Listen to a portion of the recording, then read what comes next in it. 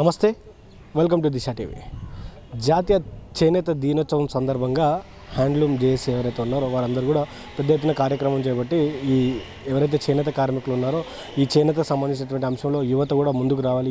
యువకులు అందరూ కూడా వీటిని ఎంకరేజ్ చేయాలి. రానున్నటువంటి రోజుల్లో ఈ చేనేతకు సంబంధించినటువంటి అన్ని అంశాల్లో పాల్గొనాలని కూడా పెద్ద ఎత్తున ప్రోగ్రామ్ చేస్తూ ఉన్నారు. మాట్లాడదాం చేనేత జేఏసీ నాయకులు అందరూ ఉన్నారు. ముందు పాటు చిరంజీవులు సార్ ఉన్నారు. మాట్లాడేటువంటి ప్రయత్నం చేద్దాం.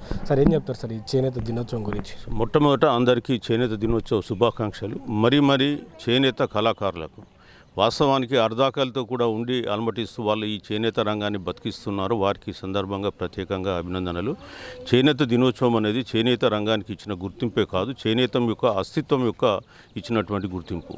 అదేవిధంగా చేనేత ఆత్మగౌరవానికి ఇచ్చినటువంటి గుర్తింపు.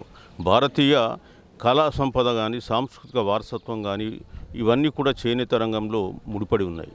ప్రపంచం బట్టలు కట్టుకొని సంస్కృతి నేర్చుకోలేనటువంటి టైంలో కూడా భారతదేశంలో అగ్గిపెట్టెలో బట్టే చీరలు నేసినటువంటి సంస్కృతి ఇక్కడ ఉంది. సో అంత గొప్ప కళాకారులు, గొప్ప కళాఖండం ఇక్కడ భారతదేశంలో ఉంది. చేనేత రంగం ఎప్పుడైతే ఉజ్వలంగా వెలిగిందో అప్పుడు భారతదేశ చరిత్ర కూడా ఉజ్వలంగా వెలిగింది. బ్రిటిషర్స్ వచ్చిన తర్వాత వాళ్ళ మాంచెస్టర్ ఇండస్ట్రీస్కు రక్షణ కల్పించాలని ఈ దేశంలో చేనేత రంగాన్ని అణిచివేయడం జరిగింది. దాన్ని దృష్టిలో పెట్టుకొని 1905లో కలకత్తా టౌన్ హాల్లో స్వదేశీ ఉద్యమం ప్రారంభించినప్పుడు ఈ విదేశీ వస్త్రాన్ని బహిష్కరిస్తూ వాటిని కాల్చివేయడం జరిగింది. దాన్ని దృష్టిలో పెట్టుకొని భారత ప్రభుత్వం ఆగస్టు 7ను చేనేత దినోత్సవంగా ప్రకటించింది. మరి ఈ చేనేత దినోత్సవం సందర్భంగా ఈరోజు 12 సంవత్సరాలు గడిచిపోయింది గత చేనేత దినోత్సవం ప్రకటించి. ఆ తర్వాత చేనేత రంగానికి విశ్వవ్యాప్తంగా కూడా గుర్తింపు వచ్చింది. రాబోయే కాలంలో యునైటెడ్ నేషన్స్లో కూడా చేనేత దినోత్సవం నిర్వహించాలి, ఎట్లయితే ఇప్పుడు యోగా దినోత్సవాన్ని నిర్వహిస్తున్నారో. అదేవిధంగా ఈ చేనేత రంగంలో పనిచేస్తున్నటువంటి కళాకారులకు కూడా అవార్డ్స్ ఇవ్వాల్సినటువంటి అవసరం ఉంది. ఆల్రెడీ కొంత పద్మశ్రీ ఇచ్చారు, ఇంకా స్పెసిఫిక్ అవార్డ్స్ కూడా ఉండాల్సిన అవసరం ఉంది. చేనేత రంగానికి సంబంధించి కేంద్ర ప్రభుత్వం కూడా బడ్జెట్ కేటాయింపులు పెంచాలి. చేనేత రంగం కేంద్ర ప్రభుత్వ బడ్జెట్ 26-27 సంవత్సరానికి సంబంధించి 53,40,000 కోట్లు. అందులో చేనేత రంగానికి కేటాయించింది 203 కోట్లు. అంటే చేనేత రంగాన్ని కేంద్ర ప్రభుత్వం ఎంత చిన్న చూపు చూస్తుందో ఈ బడ్జెట్ కేటాయింపుల ద్వారా తెలుస్తుంది. అదేవిధంగా రాష్ట్ర ప్రభుత్వం కూడా చేనేత రంగానికి ఇచ్చినటువంటి బడ్జెట్ ఏం లేదు. హార్డ్లీ గత 12 సంవత్సరాలు తెలంగాణ వచ్చిన తర్వాత చేనేత రంగం మీద ఖర్చు పెట్టింది ఒక 600-700 కోట్లకు మించి లేదు. కాబట్టి చేనేత రంగం ఇవాళ అనేకమైన ఆర్థిక ఇబ్బందులు ఎదుర్కొంటుంది. ప్రభుత్వాలు పెద్ద మొత్తంలో డబ్బులు ఖర్చు పెడుతున్నాయి, కానీ చేనేత రంగానికి కేటాయించాలి, అదేవిధంగా ఖర్చు పెట్టాలని చెప్పి ఈ సందర్భంగా తెలియజేస్తున్నాం. అదేవిధంగా సివిల్ సొసైటీ సభ్యులు కూడా చేనేత అనేది భారతీయుల యొక్క ఆత్మ అది. సో చేనేత రంగాన్ని కాపాడుకుంటేనే భారతీయ సంస్కృతి వారసత్వాన్ని కాపాడుకున్న వాళ్ళం అవుతాం. అదేవిధంగా చేనేత రంగం ఎప్పుడైతే కలకలలాడుతుందో ఈ దేశ సంస్కృతి కూడా కలకలలాడుతుంది. కాబట్టి చేనేత రంగాన్ని కాపాడుకోవాలి. ముఖ్యంగా జంజీ యువత, మీరేదో జీన్స్ కను దీనికను ఇతరత్ర మీరు అట్రాక్ట్ అయ్యేదానికంటే చేనేత రంగం కూడా అంతకంటే ఈక్వలెంట్గా ఎకో ఫ్రెండ్లీ క్లాత్ ప్రొడ్యూస్ చేసి మీకు సర్వ్ చేస్తుంది. పర్యావరణాన్ని కాపాడాలన్నా చేనేతను కాపాడాలి. కాబట్టి చేనేత రంగాన్ని మనం కాపాడుకుందాం, చేనేతను పరిరక్షించుకుందాం, మన వారసత్వాన్ని కూడా కాపాడుకుందాం. సార్, ఈ చేనేత కార్మికుల గురించి అంటే వాళ్ళ పరిస్థితి ఎట్లా ఉంది సార్ ప్రస్తుతానికి? వాళ్ళు నేయడం కావచ్చు, లేకపోతే ఇంకైనా చేసే పనులలో వాళ్ళ పరిస్థితి ఎట్లుందంటే ఏం చెప్తారు? ఇవాళ చేనేత కార్మికుల జీతాలు ఎంత వస్తున్నాయి దానిపైన అనేకమైన సర్వేలు ఈ దేశంలో జరిగినాయి. భారత ప్రభుత్వం నిర్వహించినటువంటి సర్వేలో కూడా చేనేత రంగంలో పనిచేస్తున్న కళాకారులకు అత్యంత జీతాలు తక్కువగా వస్తున్నటువంటి జీతాలు ఉన్నటువంటి విషయం వాస్తవం. అందుకని చేనేత రంగంలో మనం ఆత్మహత్యలు చాలా వరకు చూసుకున్నాం. కాదంగా చేనేత రంగం మీద ఆధారపడ్డ వాళ్ళు ఏంటంటే చాలా ఆత్మగౌరవం ఉన్నవాళ్ళు.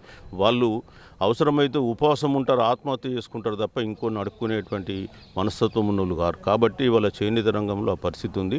ప్రభుత్వాలు అది గమనించాలి. మీరు లక్షల కోట్లు అప్పులు తీసుకొచ్చి మరీ ఖర్చు పెడుతున్నారు, కానీ చేనేత రంగాన్ని తీవ్రంగా అణిచివేస్తున్నారు.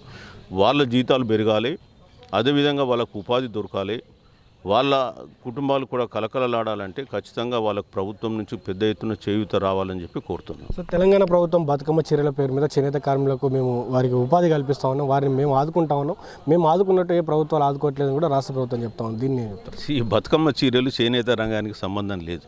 వాళ్ళంతా పవర్లూమ్ శారీస్ తీసుకొచ్చింది. ఆ పవర్లూమ్ శారీస్లో కొంత సిరిసిల్లాలో ఉత్పత్తి అయింది, కొంత సూరత్ నుంచి తీసుకొచ్చారు. కాబట్టి చేనేత రంగానికి ఈ బతుకమ్మ చీరలకు సంబంధం లేదు. సో చేనేత రంగాన్ని ఈ ప్రభుత్వం నిజంగా బతికించాలనుకుంటే మొన్న ఒక టెండర్ పిలిచారు వాళ్ళు. టెండర్ పిలిచి గతంలో ఏంటంటే మనం ప్రభుత్వ హాస్టల్స్ కానీ అదేవిధంగా ప్రభుత్వ ఆసుపత్రుల్లో కానీ చేనేత బట్టలు లివరీకి వాడేవాళ్ళు, అదేవిధంగా బ్లాంకెట్స్ వాడేవాళ్ళు. ఇప్పుడు దాన్ని చేనేత రంగాన్ని కాపాడుతున్నట్టు నటిస్తూ ఇవాళ మఫత్లాల్ కంపెనీకి 500 కోట్లకు టెండర్ ఖరారు చేశారు. మరి అది చేనేత రంగాన్ని కాపాడినట్ట లేదా చేనేత రంగాన్ని గొంతు బిసికి చంపినట్ట అనేది ప్రజలు నిర్ధారించుకోవాలని చెప్పి కోరుతున్నాం. సో ఇట్లాంటి చర్యల వలన చేనేత రంగం రక్షింపబడదు. ఖచ్చితంగా చేనేత రంగానికి ఉండాల్సినటువంటి రక్షణ ఇవ్వాలి. రెండోది హ్యాండ్లూమ్ రిజర్వేషన్ యాక్ట్ అని ఒకటి ఉంది. హ్యాండ్లూమ్ రిజర్వేషన్ యాక్ట్ను కూడా కేంద్ర రాష్ట్ర ప్రభుత్వాలు చిత్తశుద్ధితో అమలు పరచాలి. ఇవాళ హ్యాండ్లూమ్ ప్రొడక్ట్స్ పేరు మీద పవర్లూమ్ లేబల్ వేసుకొని వచ్చేసి తక్కువ రేటుకు అమ్ముకుంటున్నారు. ఆ నిజమైన హ్యాండ్లూమ్ వర్కర్స్కు దెబ్బ కొడుతున్నారు. కాబట్టి ఆ రిజర్వేషన్ యాక్ట్ అమలు కావాలి. అదేవిధంగా బడ్జెటరీ కేటాయింపులు ఉండాలి. ఈ రెండు లేకపోతే చేనేత రంగం మనుగడ సాగించడం కష్టం. సో ఈ రాష్ట్ర ప్రభుత్వాలు కావచ్చు, కేంద్ర ప్రభుత్వాలు కావచ్చు, చేనేత కార్మికుల కోసం ఎలాంటి చట్టాలు కావచ్చు, లేకపోతే ఎలాంటి కార్యక్రమాలు చేపడితే ఈ చేనేత కార్మికులు కొద్దిగా గతంలో ఉన్నటువంటి కష్టాలు కావచ్చు, ఆత్మహత్యలు కావచ్చు, వీటి నుంచి బయటపడేటువంటి అవకాశం ఉంటుందంటే ఏం చెప్తారు సార్? మేము మొట్టమొదట ఒకటే చెప్తాం ఏంటంటే ఇవాళ గ్రామీణ ప్రాంతంలో వ్యవసాయ కూలీలు ఉన్నారు. వాళ్ళకు ఉపాధి కల్పించాలనే గ్రామీణ ఉపాధి హామీ పథకం తీసుకొచ్చి ఇవాళ అక్కడ అసెట్స్ క్రియేట్ అయినా కాకపోయినా వాళ్ళకు ఉపాధి కల్పించాలని చెప్పేసి వాళ్ళకు మినిమం వేజెస్ అమలు పరుస్తున్నారు. మరి చేనేత రంగంలో మినిమం వేజెస్ ఉన్నాయా? సో మేమేమంటున్నామంటే చేనేత రంగంలో కూడా మీరు మినిమం వేజెస్ ఇంప్లిమెంట్ చేయండి. ఒక చీర నేయడానికి అతనికి ఎన్ని రోజులు పడుతుంది, అతనికి ఎంత ఆదాయం వస్తుంది. సో ఒక చేనేత రంగానికి కూడా మేమేమంటున్నామంటే ప్రతి పనిచేసేవానికి కళాకారునికి ఖచ్చితంగా మినిమం 500 రూపీస్ బికాజ్ ఇది స్కిల్డ్ వర్క్ మీరు ప్రభుత్వం ఇవ్వండి. ప్రభుత్వం ఇచ్చినట్టయితే చేనేత రంగంలో పనిచేసే వాళ్ళకు కూడా ఆదాయం ఎక్కువ వస్తుంది. అదేవిధంగా వెల్ఫేర్ మెజర్స్కు సంబంధించి మీరు అనేకంగా పెన్షన్ స్కీమ్స్ కానీ ఇతరత్ర స్కీమ్స్ ఉన్నాయి. ఆ స్కీమ్స్ను ఇంప్లిమెంట్ చేయండి. తర్వాత రా మెటీరియల్ సబ్సిడీ కానీ మార్కెటింగ్ ప్రమోషన్ కానీ ఇవన్నీ కూడా ప్రభుత్వం డిజైన్ సపోర్ట్ కానీ ఇవ్వాలని చెప్పి కోరుతున్నాం.